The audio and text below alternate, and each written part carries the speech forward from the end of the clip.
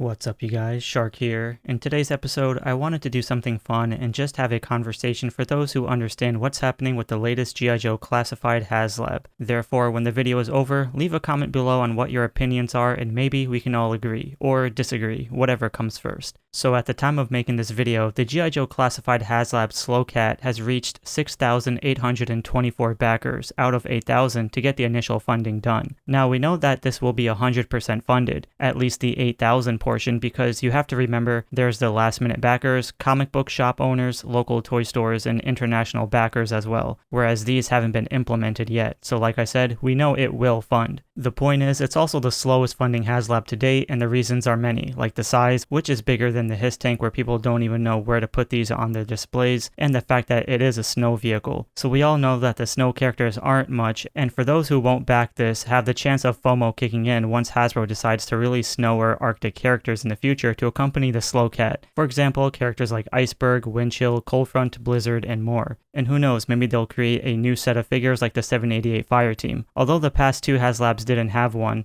Hasbro, however, is unpredictable at any point. So, since we had the time to digest, here's my take on how the Haslab could have been better. Up first, Frostbite with the Snowcat is already great, so no issues there. However, in order to make the incentive feel a bit more, because not everyone is going to utilize the kitchen accessories, they should have included an early bird special, which in this case I feel like the Arctic Flint or Lady J could have been it. I understand people don't want to double dip on figures, but it's an exclusive enough for a Haslab and not retail, therefore it's fine. Tier 1 should have been either again Arctic Flint or Lady J to accompany the animated series storyline, which is fine, so I don't think any harm would have been done. Then Tier 2 is tricky because even if it was the Bivouac, at least the set would have enticed people to reach the final tier. Because again, for collectors like myself and maybe others, I could care less about the fish, fire pit, and more. Because I know for me, I'll be displaying this Snowcat on the shelf, not create dioramas with white bed sheets. So this tier is more for the creative folks, which I know will do a great job, so I'm excited to see it. But for me, all these are going to be going in a plastic bag or bin. Then the final tier should have or could have been a brand new character, or maybe another Arctic character to really make it pop.